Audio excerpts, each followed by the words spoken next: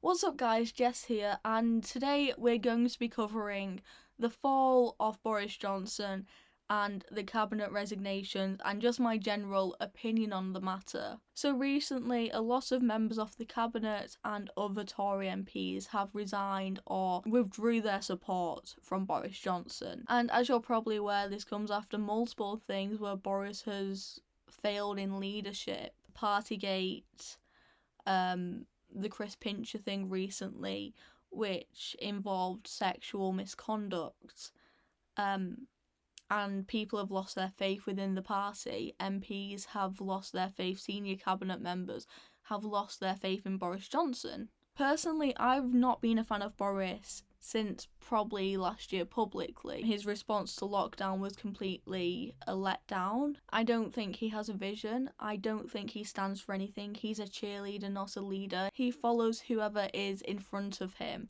whether that be Sage, Carrie Johnson, the general public, whatever he thinks will get him to win. And I think he wants to be known as a good leader, and I think that's his downfall. Because what is popular isn't necessarily right. You need to be ballsy, you need to be bold. Look at the greatest leaders of the 20th century, Margaret Thatcher, Winston Churchill. They had to make bold decisions, but Boris, he's kind of been in the middle with a lot of things like lockdown.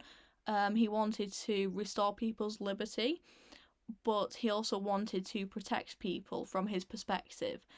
And I think by doing that, you don't gain the support of anyone. So that's my opinion on Boris Johnson. I'm not a fan of him. I used to be a fan of him. I wasn't a Conservative Party member when the last leadership election took place, but I probably would have voted for him.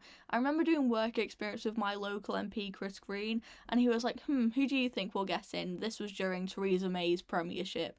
And I was like, Boris Johnson would be an interesting one. So yeah, but I have been let down. I think if we had a good situation with the economy, or if COVID never happened, this would be a completely different story. But it's easy to be a good prime minister during good times.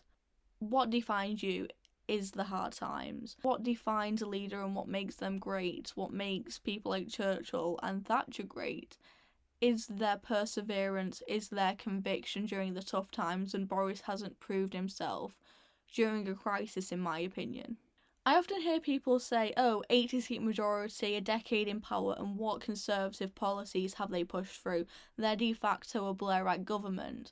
I think if they pulled through with Rwanda, that might have been a different thing. If they enacted a British Bill of Rights, if they enacted actual Conservative policy rather than the red meat woke stories, that would be a completely different thing, but they've not done that. I think the failure to send asylum claimants to Rwanda has been a massive humiliation for the government. It shows who governs Britain.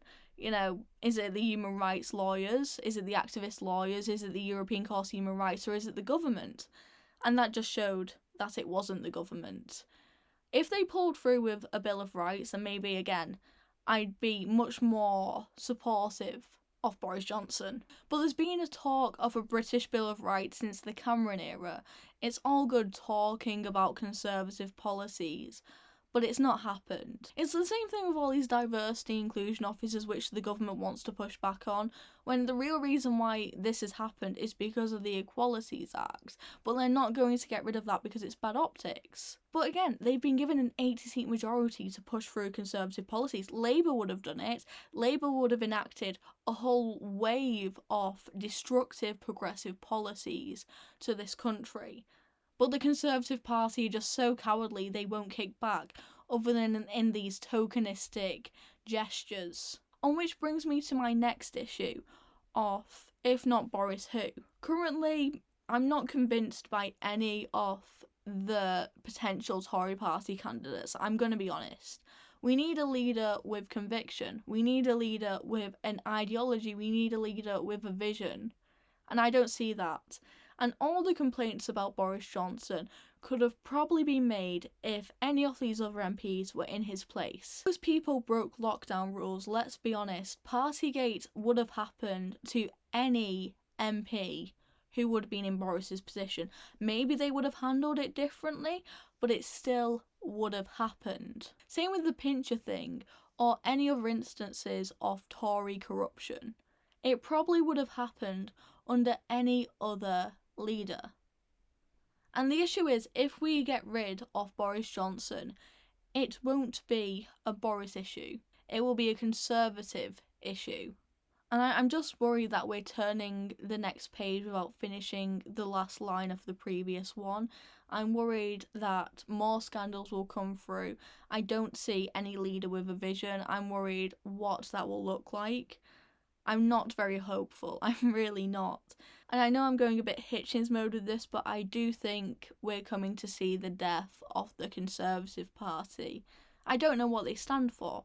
They're not the party of low tax, they're not the party of freedom, they're not the party of conservatism, even social conservatism, that's out the window.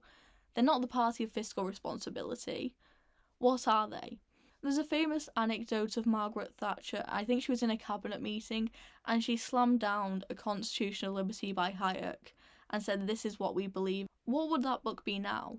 What would Boris Johnson's book be? Mr. Men? I don't know. But hey, that's just my thoughts. I'd love to hear what you think. Is there any light at the end of the tunnel? Let me know in the comment section. I'd appreciate it so much. Give me hope about the Conservative Party, please. I'm Jess Gill and this is Reasoned. Please like, comment and subscribe. That would help so much. Thank you. Goodbye.